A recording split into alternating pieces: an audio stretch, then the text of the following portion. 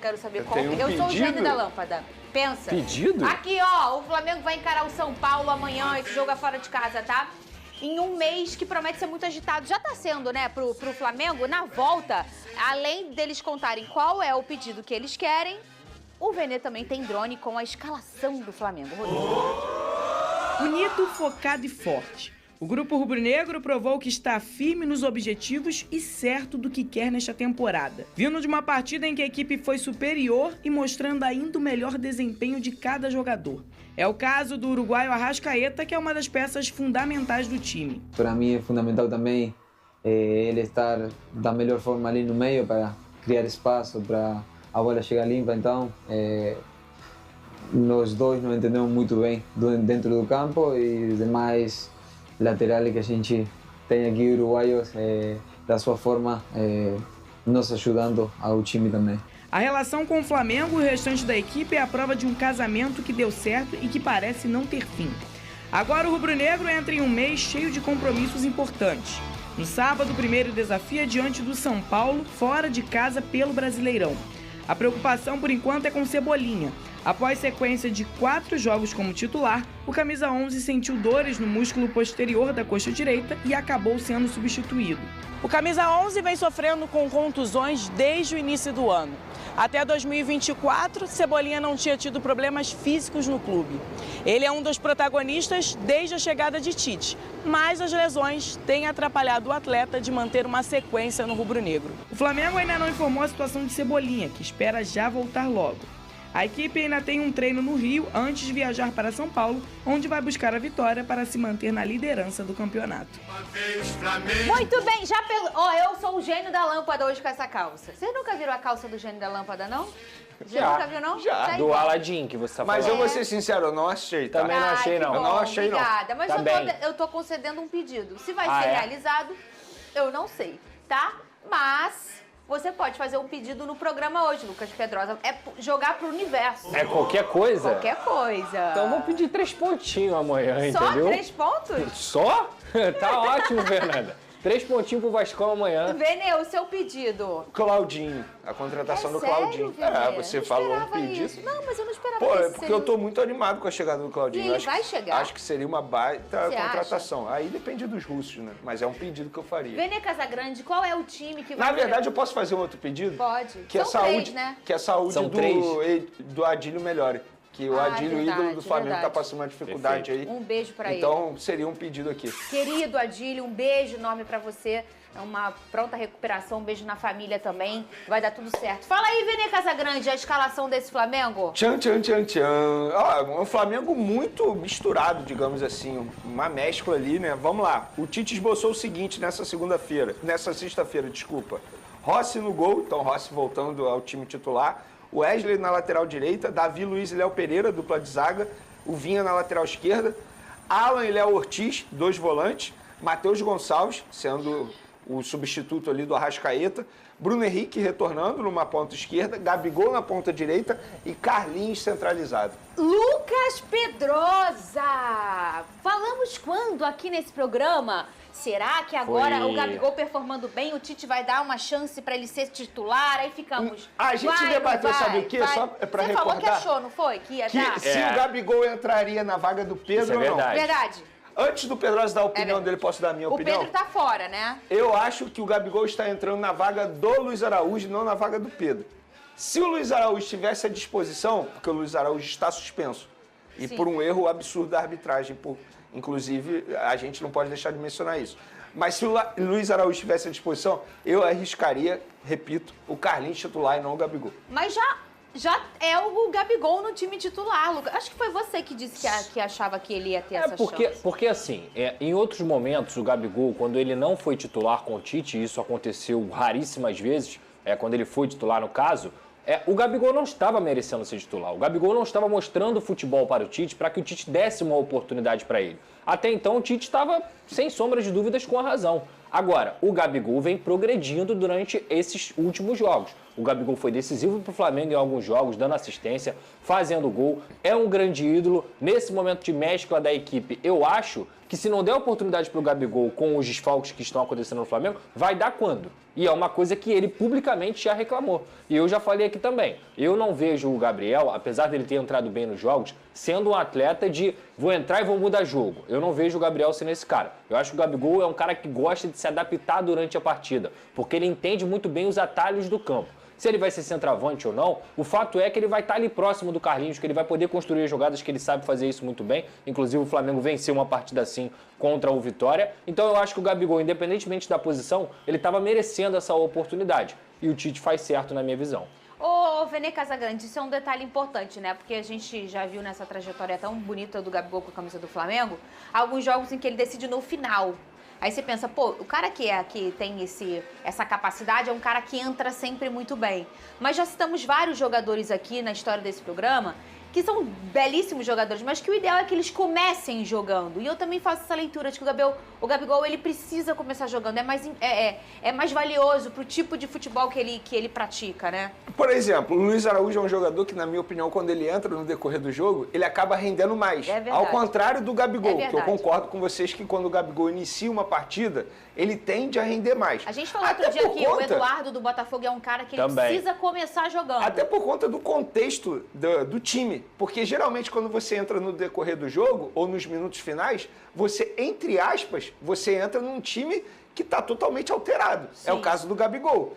Só que, se a gente for parar e analisar, ele vai iniciar uma partida agora. Por outro lado, ele não vai ter ao lado dele os principais jogadores do time, que é Pedro, Arrascaeta, são De La Cruz, são jogadores que, tecnicamente falando, estão acima desses atletas que vão iniciar a partida contra o São Paulo. Ele vai ter o Alan, ele é o Ortiz e o Matheus Gonçalves. Como que será esse entrosamento com o Gabigol? O Bruno Henrique também, né? Tem o Bruno Henrique, conhecido, né? Teoricamente, os velho dois conhecido. Eles se entendem bastante. Mas, se a gente for parar e analisar, tudo vai depender, obviamente, da atuação do Matheus Gonçalves, porque ele vai ser o homem responsável por servir esses atacantes lá na frente. Basicamente o que o Arrascaeta faz. Não vai ter o De La Cruz, que é um jogador que vai muito ao ataque. Já viu o Matheus jogando assim, desse jeito? Já. O Matheus Gonçalves, eu sou suspeito para falar, porque eu acompanho ele há muito tempo, eu sou fãzaço do futebol dele. Acho que ele pode... porque ele nunca vai ser titular com o Arrascaeta ali, a verdade é essa. Uhum. O Arrascaeta é dono da posição, é o dono da posição. Mas se o Matheus Gonçalves tivesse uma continuidade no time do Flamengo, com certeza ele iria render, pelo menos do meu ponto de vista. Eu não vejo nenhum problema o Matheus Gonçalves ser titular, muito pelo contrário. Esse é o lugar dele em campo? Como meia? Como um jogador. Porque Acho que- assim, às vezes você pega um jogador altamente versátil, que eu acho que é o caso do Matheus, e aí você às vezes até esquece de, cara, qual é a que o cara gosta, né? Porque eles têm preferência também, eles não falam, eles falam, eu quero ajudar o time. Mas geralmente eles têm uma posição que, vamos dizer assim, é a que eles performam melhor, Se a eu que eles se tivesse sentem melhor. que escolher, Matheus Gonçalves na ponta direita. Mas ele como armador, também nenhum problema. Mas, vamos lá, vamos nivelar aqui. Ponta direita, meio armador e depois ponta esquerda. Tá, entende? perfeito. Não vejo nenhum problema, porque ele já atuou assim várias vezes na categoria de base, inclusive. Porque a gente, às vezes, eu sempre falo isso aqui, né, Pedro? Isso é muita coisa do futebol moderno, essa exigência de versatilidade. Tem jogador que não é versátil e ponto, e tá tudo bem. Ele nasceu para ser lateral direito, ele não vai ser ponta direita, ele não vai ser lateral esquerdo, mas tem alguns que têm essa versatilidade, né? A gente tem vários aí, Gustavo Scarpa, Tietê, jogadores que conseguem performar em várias posições do campo. Eu acho que o Matheus já começa a ser esse garoto que tem essa capacidade, mas o garoto tem uma vontade também. Tem. Eles geralmente não falam, mas tem um lado do campo, um pedacinho do campo que eles preferem performar, né? Mas ele sempre foi camisa 10 na base, Fernanda. Mesmo jogando mais pelo lado direito, ele tem essa facilidade de flutuar pelo meio, até mais do que pela ponta esquerda, como o Vene trouxe. E tem outro ponto, o Gabigol, por essa formação, não vai ser o centroavante. Ele, teoricamente, vai ser aberto pelo lado direito. Mas toda hora ele faz facão, toda hora ele infiltra pelo meio, então o Matheus Gonçalves vai poder também povoar aquele lado direito. E a verdade, Fernanda, é que o jogador de futebol hoje, que não se abre para poder ser versátil em algumas posições, ele vai ter que ser muito craque na posição que ele joga. Porque se ele não for um cara acima da média, muito fora da curva, ele vai perder espaço. Então ele tem que aproveitar a oportunidade que o Tite está dando para ele. Não que o Matheus Gonçalves não seja um baita de um jogador. O que eu tô falando aqui é que pro cara bater pé no sentido de eu só jogo aqui, ele tem que ser um fenômeno. Porque o futebol hoje pede versatilidade. Inclusive, se você parar e analisar, o Matheus Gonçalves, ele entrou Ele furou a fila do Lohan, né? Porque Sim. o Lohan Verdade. estava sendo substituto do Arrascaeta, lembra disso? Lembro. Tanto é que o Lohan foi muito bem contra o Corinthians, se eu não me engano, e a gente elogiou bastante aqui. Mas, na visão do Tite, hoje o Matheus Gonçalves está na frente do Lohan. E chegou um momento que a gente perguntava, gente, por que não usa o Matheus? Por que não usa o Matheus? Agora é o inverso, né? Agora é o Lohan. Vamos colocar aqui na tela a classificação do Campeonato Brasileiro. Voltamos pro Campeonato Brasileiro, hein, gente? Essa semana teve aí as oitavas da primeira... o jogo de ida da Copa do Brasil e agora volta o Campeonato Brasileiro com o Flamengo de Vene Casagrande, líder do campeonato com 40 pontos. O meu Fogão em segundo lugar com 40 pontos também. E o Palmeiras com 36 pontos. Nossa, eu tô sem dormir. Tô sem dormir. Por quê? Problemas lá que tá dando no Palmeiras. Ah, é? Pô, eu tô chateada. Invasão de torcida. Jogando mal. Fora Abel. Fora Abel. Inclusive, eu já falei várias vezes nesse programa, esse cara tem que ser demitido pra ontem. Não, é um bom treinador? Não é, né, Ele gente? quase não ganhou nada. Não ganhou nada. O que ele ganhou no Brasil? Nada. Tudo na vida tem um ciclo. O time dele tem mental fraco. Mental fraco. Tudo eles, né? Eu acho que tem que, ó, pro bem do Palmeiras, Já tá hein? na hora. Eu tô preocupada com o Palmeiras, Big Boys. E o Fortaleza fechando esse G4 com 36 pontos. Vamos botar na tela aqui? Flávio Vinique, cadê o sorriso dele? Tá na Uruguaiana, né, Flavinho? Eu gosto assim. Quando entra com as camisas. Aí, Pedrosa. Eu já tô vendo aqui, ó, o fogão aqui, ó, o fusão do Cris. Fusão. Michael está pensando em voltar ao Flamengo, mas tem uma condição essencial para que isso aconteça. Marcos Braz terá que negociar algo muito específico para concretizar o retorno do atacante. Quer saber todos os detalhes dessa negociação? Assista ao vídeo e não se esqueça de curtir e se inscrever no canal para ficar por dentro de todas as notícias do rubro-negro.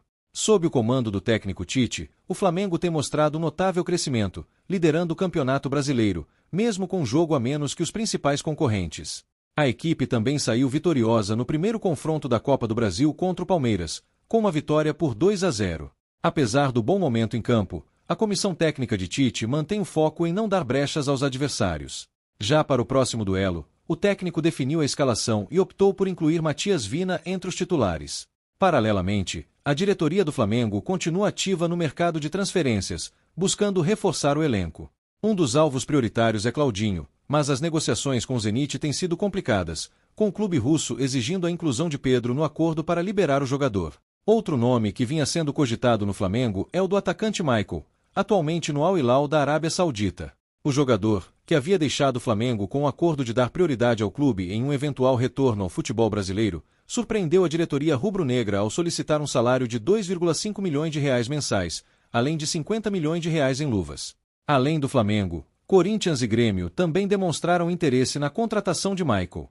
Segundo o jornalista Samir Carvalho, para o jogador fechar com a equipe paulista, ele espera garantias de que os valores serão pagos pontualmente. Vale ressaltar que Michael está saindo do Al Hilal sem custos, mas exige 8 milhões de euros em luvas para assinar com um novo clube, o que torna a negociação financeiramente desafiadora. Para encerrar, o Flamengo continua em alta, mas enfrenta desafios tanto em campo quanto fora dele, com negociações complexas e a busca por reforços de peso. A equipe de Tite mantém o foco na conquista de títulos e na melhoria contínua do elenco. E você, o que acha dessas movimentações do rubro-negro? Deixe seu comentário abaixo e não se esqueça de curtir o vídeo e se inscrever no canal para não perder nenhuma atualização sobre o Flamengo.